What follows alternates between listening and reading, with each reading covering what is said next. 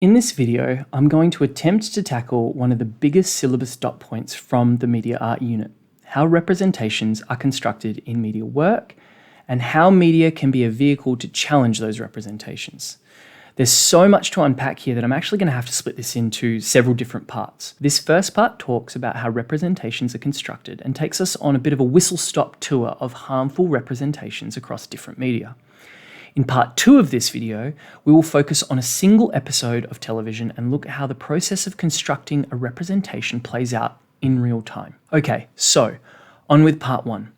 Let's start with the process of constructing representations. In a previous video, I talked about how codes and conventions can be used to construct a theme.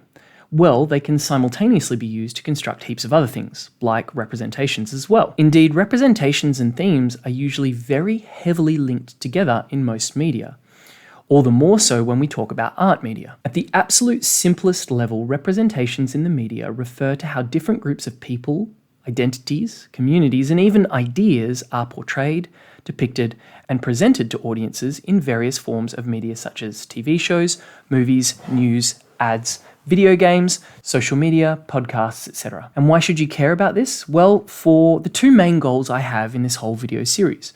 First, because it's one of the fundamental building blocks of all media analysis.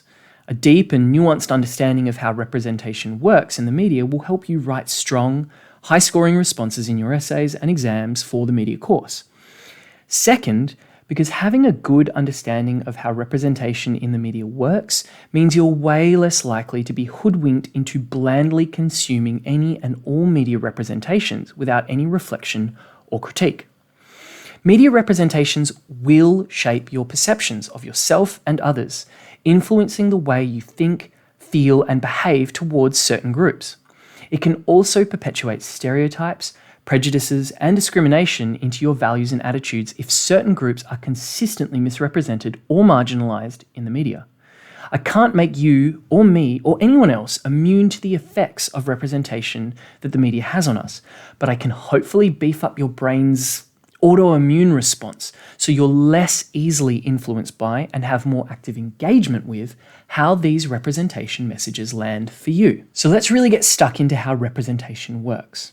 I said before that you can represent a lot of things in the media. In this part 1 of the video, we're going to explore the process of representing groups of people. Part 2 will dive into the representation of an idea.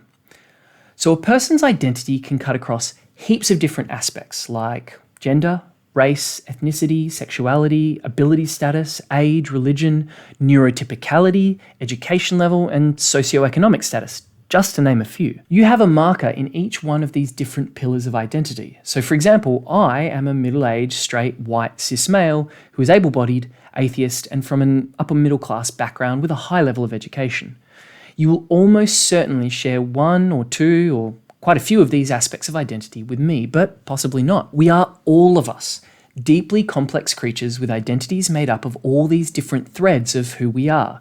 These threads then get woven together throughout our lives.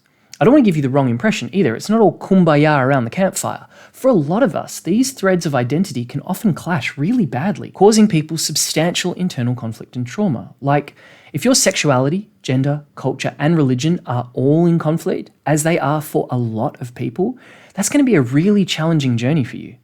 The takeaway is this: people, all people, are complex, multifaceted creatures made up of this massive confluence of identity factors. But that is not what media representations would have us believe, at least not mainstream ones and not very often. Overwhelmingly, representations of these different aspects of identity are oversimplified and shown in isolation. Let's look at queer representation for an example. For decades, there simply was no significant queer representation in the mainstream media. Then in the 90s, we started to see movies and TV shows represent queer identity. Well, sort of. They showed one very narrow slice of the alphabet mafia: gay men who were overwhelmingly white. And of these white gay men that were being shown, they were portraying a very narrow slice of that subset of the queer community as well: loud, flamboyant, camp, effete, emotional gay men. Now let's first acknowledge that compared to no representation at all, this was technically an improvement, but only a very small one.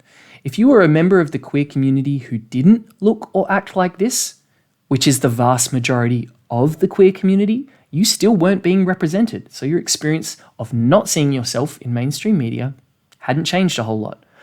Also, just to make it really explicit, it was no accident that the first subset of the queer community to get representation was white men. Prejudice and privilege are both intersectional, meaning that while white men might experience prejudice for being openly gay, they also have significant privilege of race and gender working in their favour. Therefore, in the schoolyard politics of who gets picked first for a team, the mainstream media sort of has a proximity to privilege thing going on. After white men came white women, then men of colour, then women of colour, then trans white men, and then trans white women. You get the idea. And there's still members of the community who aren't being significantly represented in the mainstream media still, like intersex people and asexual people. But why should the gays be the only group given short shrift by the media representations? Let's go again. We could look at how women are represented. There is, of course, the rampant and evergreen issue of the sexualization of women in literally everything in the media, but we can go further. A sexual object is just one kind of object that a female representation can be constructed as. You might also be reduced to a prize or a trophy to be won from a foe. For this, we can turn our attention to video games and the overuse of the damsel in distress trope, where a captured character, coded as female, is the motivating factor / overall goal for the player. It really cannot be overstated how leaned on this trope is in the video game space. For a really solid multi-part breakdown, check out Anita Sarkeesian's 3-part series on the use of the damsel in distress trope in video games. It's extremely good. But don't worry, simplistic representations don't just stop at sexualization and the damsel in distress trope. We also have the bitchy high-strung mum from every family sitcom ever made for half a century. Or maybe the femme fatale, a powerful, mysterious, dangerous woman who will first seduce, then kill with her thighs that have been supercharged by the passion of sex? Man, I don't know. Let's go again. How the media represents people of colour. You guessed it, through a series of simplistic patterns of representation as well.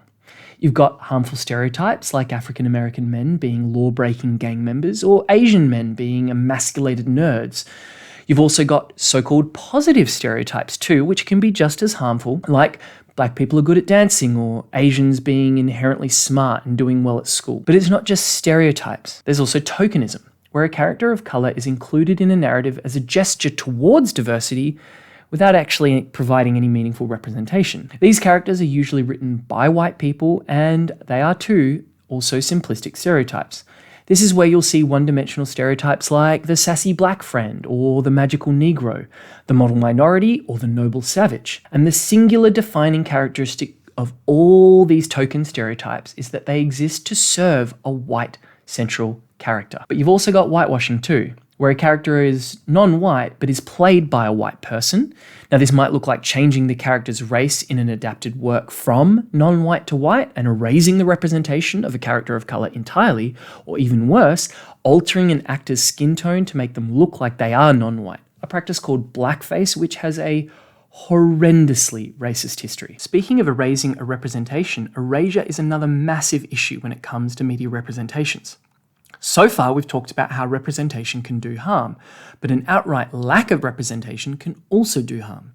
Even today, minority groups like people with disabilities and nearly all Indigenous communities are still really underrepresented in the mainstream media globally. Okay, so to recap, humans are, one and all, tremendously complex entities that sit at a crossroads of dozens of threads of identity.